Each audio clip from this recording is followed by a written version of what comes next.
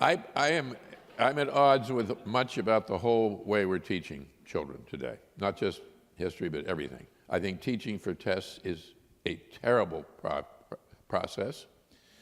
We've all taken tests, we've crammed for them, and we do well, or pretty well, and we forget it in a matter of 2 months.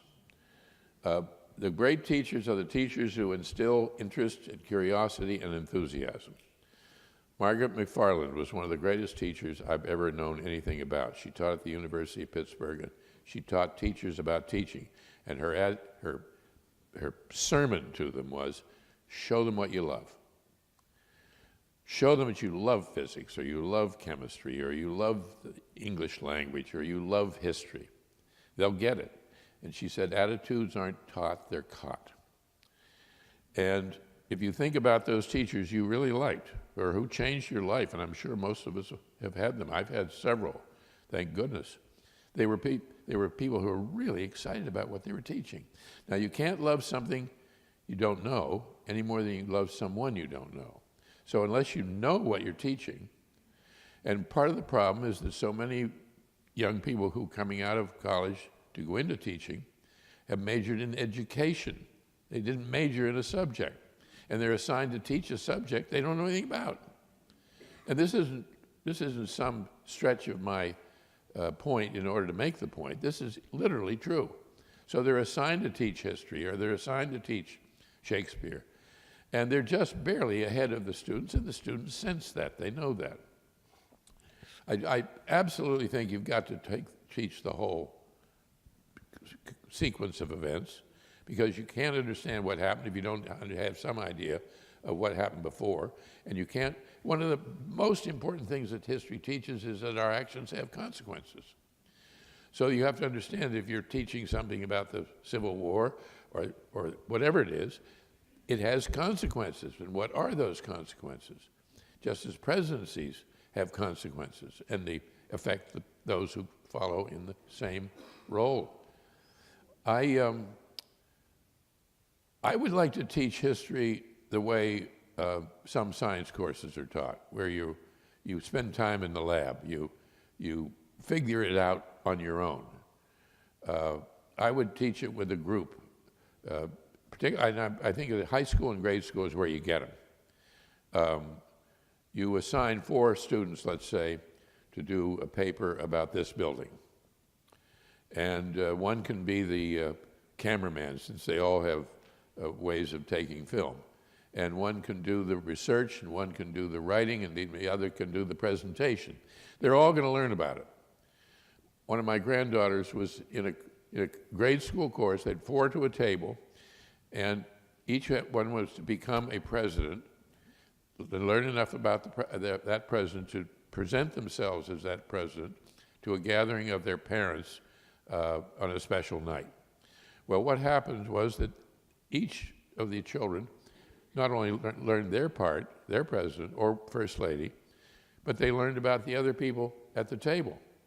Send them on a quest, send them on a search, send them to do a piece about somebody down the street who had an interesting experience in the Peace Corps, no matter what it is.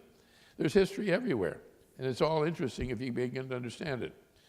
And I want to finish this with a story that is so meaningful to me. There's a man named John Hubbard, who was the president of USC. And he died about 3 or 4 years ago. And I was invited to lecture at USC, and there was a dinner before the talk, and I was told by the president who was president then, that I would be sitting next to Mr. Hubbard, and he was in his 90s, and he was on a walker, but he was a wonderfully articulate and engaging man, and I was told that I would really enjoy it. Well, it turned out I did really enjoy it, and he also was our ambassador to India. His specialty was the history of the British Empire in India. And we were talking, and he said, were you a history major at Yale? And I said, no, I was an English major. He said, did you take any history courses? I said, yes. we were required to take history, and I took European history with Mr. Mendenhall and Mr. Ford. He said, "Did you like it?" I said, "I liked it very much." He said, "What did you like about it?" I said, "What I liked best was the young graduate student who was our once a week small discussion groups." And I said, he said something one day that I think changed my life. He said, "What was that? What did he say?" I said, "Well, we came in, I think it was either the first or second day, and he said, 'I'm not going to hold you accountable for any dates or any quotations or any weird, strange provisos, agreements that you've never heard of.' He said, 'You can look that up in books.'" And I sat there and I thought, this is fantastic. It was as if he'd opened up the window and there was this great fresh breeze in from the Rocky Mountains, or that I could go over and get up on the windowsill and take off and fly. Honestly, I just felt liberated. And he looked at me and he said, that graduate student was me. It was. He was the graduate student. And I realized, my God, I get to thank you, because I couldn't remember his name. No, it was almost 55 years ago, and I couldn't remember his name. And that's the teacher we need in every classroom. Then one of my grandsons went to USC, and he'd been there about, 2 years. And I said, "How do you like it?" And he said, "Fine." I said, "Courses you're enjoying?" "Oh, yeah." "What's your favorite course?" "Oh, history." "Why is that?" "It was taught by this wonderful man named Mr. Hubbard." He's still there, was still there teaching, belting it out, doing the job 3 generations later.